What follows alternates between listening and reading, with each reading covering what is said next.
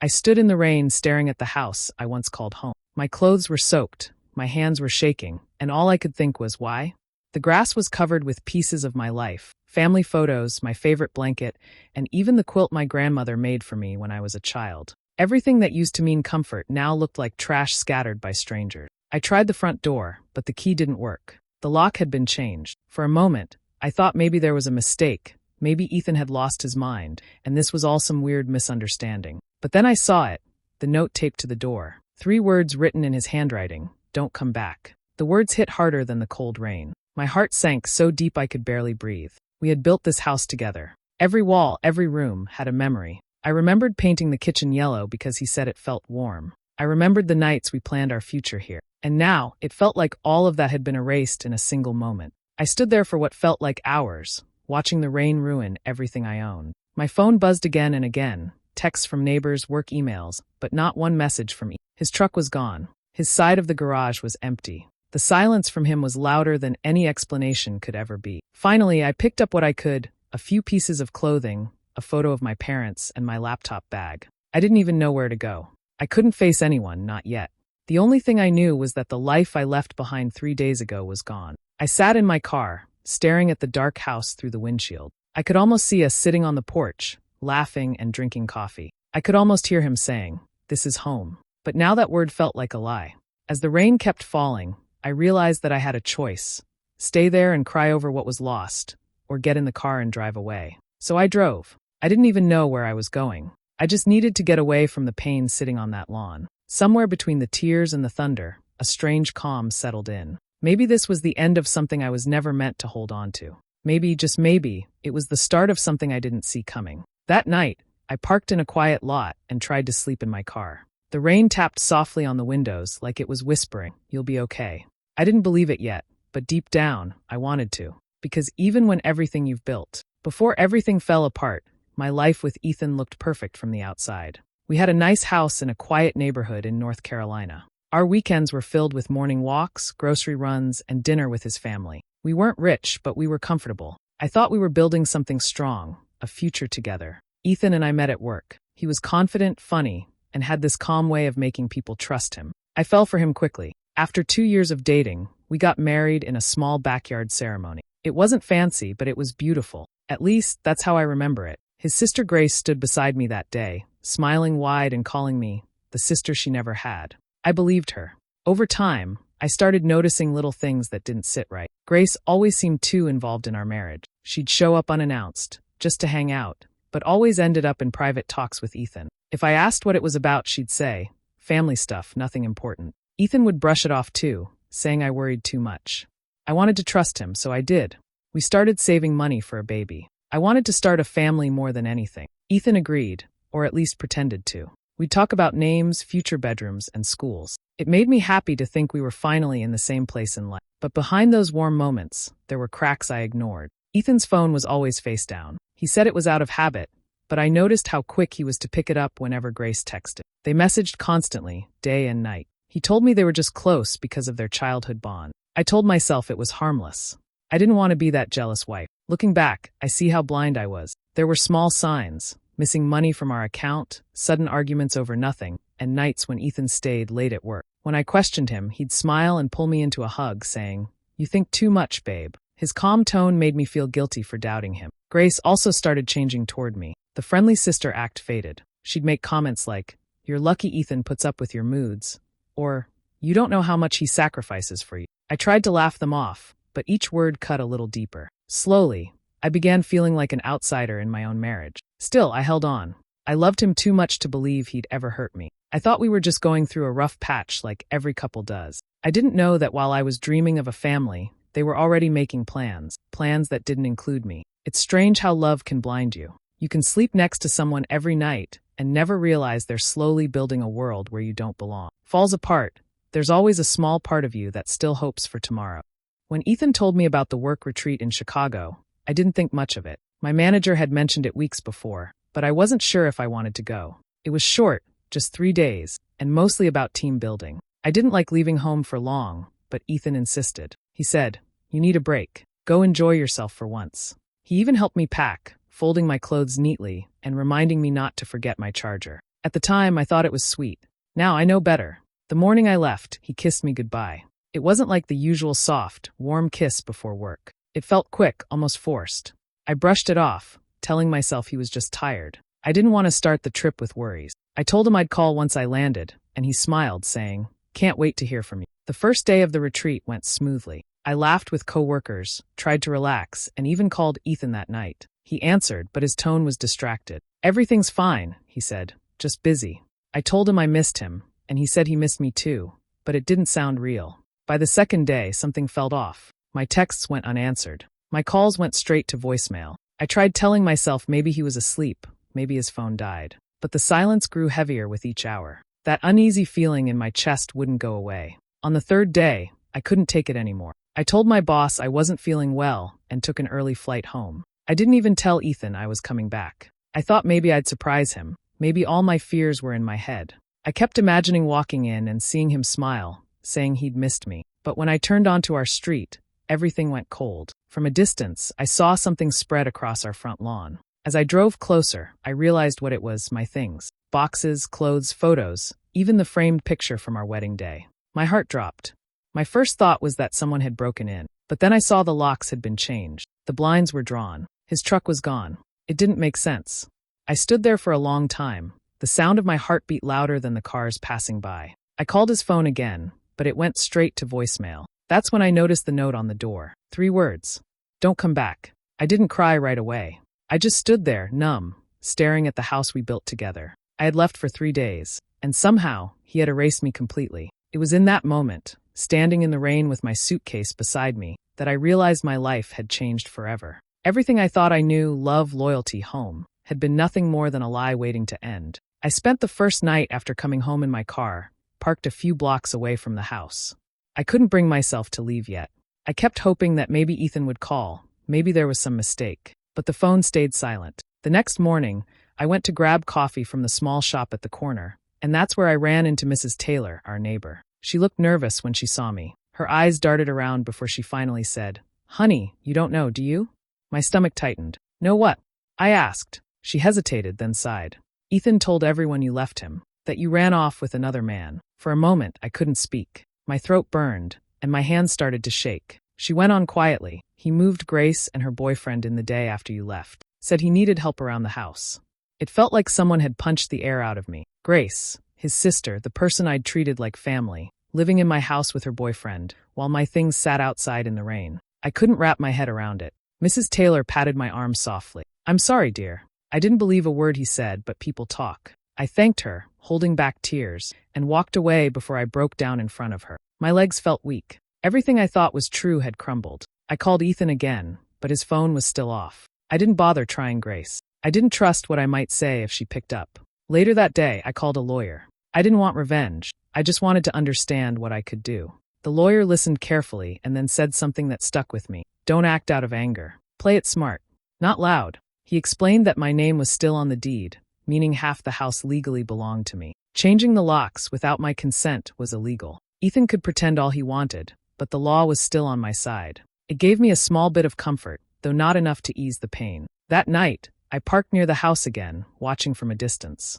The lights were on, and through the window I saw them, Ethan, Grace, and her boyfriend, sitting at the dining table, laughing like nothing had happened. It was a sight that cut deep. The man I loved, the woman I trusted, both acting like I never existed. Tears rolled down my face as I realized how cruel betrayal can be when it comes from those closest to you. I wanted to scream, to bang on the door, to make them see what they'd done. But my lawyer's words echoed in my head. Play it smart, not loud. So I drove away. I didn't know where I was going yet, but I knew one thing for sure. I wasn't going to let them destroy me quietly. I would wait, plan, and when the time was right, I'd take back everything they tried to steal. As I drove away from the house, my mind was numb, but deep down, I knew exactly where I was going. There was one place Ethan didn't know about, the small lake cabin my father had helped me buy before I married him. It was my quiet backup plan, my just-in-case place, as Dad used to call it. At the time, I thought it was unnecessary. I loved Ethan and never imagined I'd need it. But Dad always said, "A woman should have something that's only hers, a place no one can take away." Those words echoed in my head as I drove through the night. The drive was long and quiet, 3 hours of empty highways and my thoughts replaying everything that had happened. By the time I reached the familiar dirt road that led to the lake, the sun was beginning to rise. The air was cold, but the sight of the cabin brought a strange comfort. It looked exactly the same, small, old, but peaceful. For the first time in days, I felt safe. I parked the car and sat there for a moment, staring at the still water. I remembered how Dad and I had painted the porch one summer. He told me it was good to have a place that didn't depend on anyone else. I never thought I'd end up hiding there, but that morning, it felt like the only thing keeping me from falling apart completely. I unlocked the door and stepped inside. Dust covered the furniture, and the air smelled like wood and rain. Everything was quiet. I dropped my bags and sat on the old couch, letting out a shaky breath. The silence felt heavy, but it was mine. No one could throw me out here. No one could change the locks. Over the next few hours, I started to make the place livable again. I opened the windows, cleaned the counters, and found some old canned food in the kitchen. It wasn't much, but it was enough. I didn't cry that day. Maybe I was too tired, or maybe I'd already run out of tears. All I could think about was how different my life had become in just a few days. That night, I sat on the porch with a blanket around my shoulders, watching the reflection of the moon on the lake. The quiet didn't feel lonely. It felt peaceful. I finally had space to breathe, to think, to plan my next step. Ethan thought he had taken everything from me, but he didn't know about this place. He didn't know that while he was building his lies, I had built something real, something that belonged only to me. As the wind rustled through the trees, I whispered softly, "Thank you, Dad." For the first time in a long time, I wasn't scared. I didn't. The first few weeks at the cabin were quiet. Too quiet sometimes. I spent most days trying to get used to being alone again. The pain of what Ethan did still lingered, but the silence helped me heal. Every morning, I made coffee and sat by the lake, watching the water move gently under the wind. It became my little routine, one that slowly brought me peace. At first, I felt lost. I didn't know what to do with all the anger and sadness inside me. But then I reminded myself that I still had my job. I worked remotely, so I set up a small workspace by the window and started taking on projects again. It gave me purpose, something steady to hold on to when everything else had fallen apart. The quiet evenings became my time to think. I began writing things down, not about revenge or pain, but about what I wanted next in life. For years, my world had revolved around Ethan and his needs. I had stopped talking to my friends because he didn't like them. I stopped visiting my family because he said they didn't understand us. So I reached out again. One by one, I called old friends I hadn't spoken to in years. Some were surprised, some were distant at first, but most were kind. They listened. They reminded me that I wasn't the weak, broken person Ethan made me believe I was. With every conversation, I felt a piece of myself come back. Days turned into weeks, and I began to feel normal again. I fixed things around the cabin, went on walks, and even laughed a few times. There was a lightness in me I hadn't felt in years. I wasn't thinking about getting even or proving anything. I just wanted peace. My plan wasn't revenge, it was recovery. But peace never lasts forever. It happened on a quiet Tuesday afternoon. I was in the middle of a work call when my phone started buzzing. The screen showed a name I hadn't seen in months, Grace. For a moment, I froze. I almost didn't answer. Part of me wanted to hang up, to let her words go unheard. But curiosity won. When I picked up, I heard her voice shaking. "Please," she said softly. "I need your help." I didn't say anything at first. The sound of her crying brought back every memory. The lies, the betrayal, the way she and Ethan had laughed inside my house. "What happened?" I finally asked. She hesitated, then whispered, "Ethan's gone. He took the money and left. The house is in trouble." For a long moment, I didn't speak. I just stared out at the lake, the water calm and still. In that silence, something shifted inside me. I didn't feel pity. I didn't feel anger either. Just a deep, quiet understanding. The storm I had escaped was finally falling on. And this time, I didn't need to lift a finger. Know what the future held, but I knew one thing for sure. I wasn't done yet.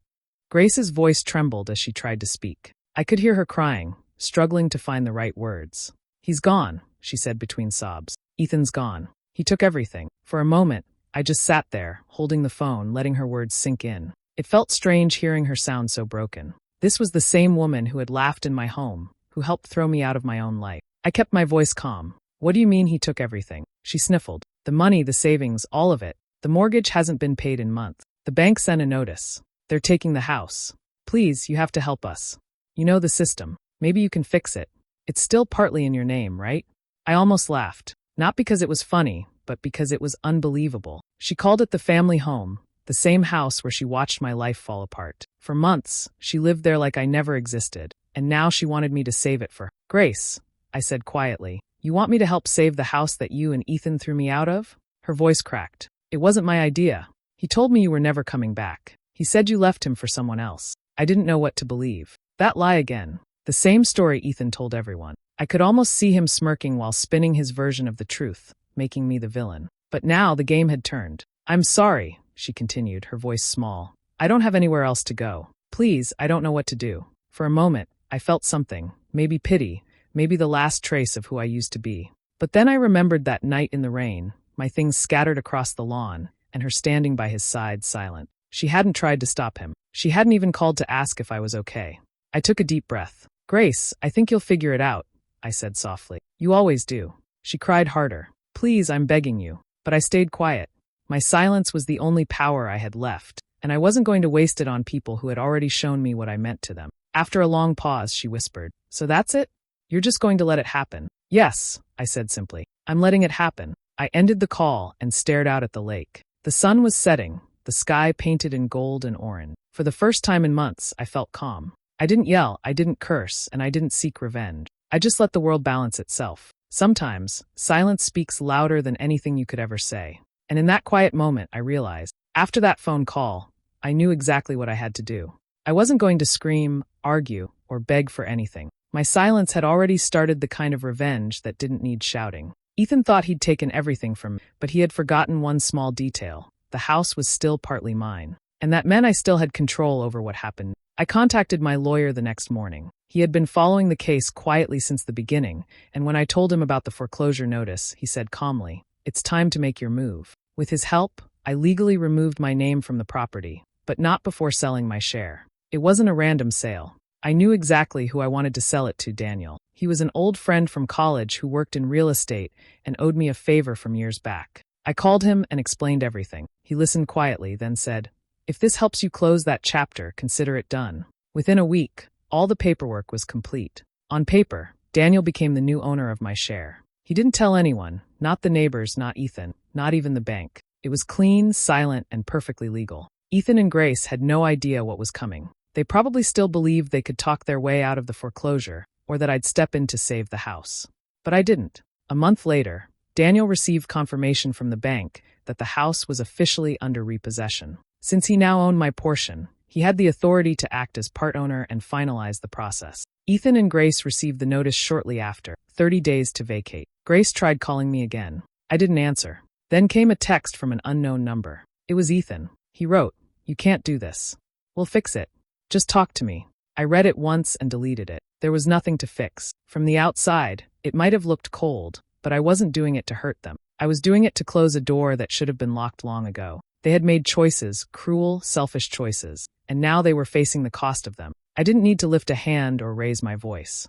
The law and time did it for me. When Daniel called to confirm that they had officially left the house, I felt an unexpected sense of peace. No fireworks, no satisfaction, just stillness. The kind that comes when you finally stop carrying something heavy. That night, I sat by the lake again. The water was calm, just like me. I didn't need revenge filled with drama or anger. My silence had been enough. I had taken back control in the quietest, smartest way possible, and they never even saw it coming. I didn't need to destroy them. Life was already doing it for me. It was a quiet morning at the cabin when I heard a car pull up outside. At first, I thought it was a delivery or maybe Daniel stopping by, but when I looked through the window, my heart skipped. It was Ethan. I hadn't seen him since the day I came home to find my life on the lawn. He looked nothing like the man I used to know. His hair was messy, his clothes wrinkled, and his eyes had lost the confidence they once carried. He stood there for a moment, almost unsure of himself, before walking up to the porch. I didn't move. I just watched him through the window until he finally knocked. When I opened the door, the silence between us was heavy. We just stared at each other for a few seconds. His voice broke the stillness. You ruined me, he said, his tone bitter and cracked. I didn't answer right away. I wanted to understand what he thought I had ruined. The house. The money. The comfortable life he built on lies. I stepped aside slightly, letting the cool air fill the space between us. No, Ethan, I said quietly. You did that when you threw me out. He didn't respond. His shoulders dropped, and I could see the guilt flicker across his face. For a moment, I almost felt sorry for him, but that feeling faded quickly. He wasn't here to apologize. He was here because his world had fallen apart, and he needed someone to blame. He started talking fast, saying how Grace had left, how the bank had taken the house, how he had nowhere to go. He tried to twist the story, to make himself the victim, but his words didn't reach me anymore. I had spent too long breaking free from his version of the truth. I stayed calm and let him talk until he finally stopped. Then I said, "You built your life on lies, Ethan. You hurt the people who loved you and trusted you. That's not something I did to you. That's something you did to yourself." He looked at me like he didn't know who I was anymore. Maybe he didn't. The woman standing in front of him wasn't the same one he used to control. I had found peace, and that peace made me stronger than any argument could. When he tried to step closer, I shook my head. "You need to leave," I said softly but firmly. For a second, it looked like he wanted to argue, but instead, he turned around and walked back to his car. I watched him drive away, the sound of the engine fading into the distance. As I closed the door behind me, I felt the weight of the past finally lift. I remembered the night he had locked me out of my own home, the pain, the humiliation. Now it was my turn to close the door, not out of anger, but out of peace. He had destroyed himself with his own choices. I didn't need revenge or an apology. Just that quiet moment, standing on my porch, closing the door with my own hand, was enough. The mornings at the cabin are my favorite part of the day. The air feels fresh, the water looks calm, and the world seems still. I sit by the window with a warm cup of coffee and watch the sun slowly rise over the lake. The light touches everything, the trees, the water, the walls of my small home, and reminds me that peace can grow even after pain. My life now is quiet, but it's mine. I no longer wake up with anxiety or wait for someone else's moods to decide how my day will go. I decide that for myself. I work from my little desk near the window, spend afternoons walking by the water, and sometimes just sit outside, listening to the wind move through the trees. It's simple, but it's everything I need. At night, I light a small fire and read. Sometimes I think about everything that happened, the lies, the betrayal, the loss.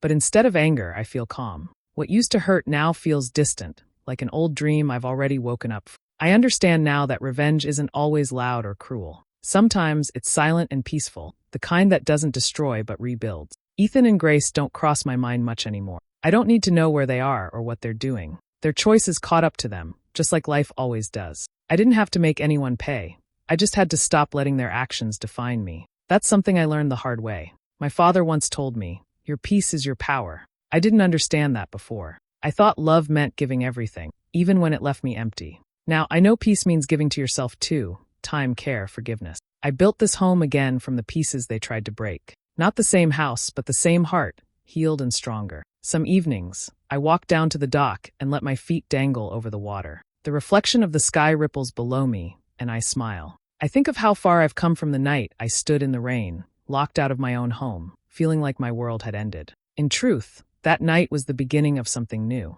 I don't wish them harm. I don't wish them pain. I just wish them the silence they once gave me, so they can sit with themselves and see what they lost. Because sometimes the real payback isn't revenge. It's peace. It's waking up every day in a place that's yours. It's knowing you survived what was meant to break you and came out softer, wiser, and free. Now, I don't look back. The past doesn't own me anymore. I built my life again, piece by piece, and filled it with things that can't be taken: peace, strength, and self-respect. And that, more than anything, is the closure I always needed.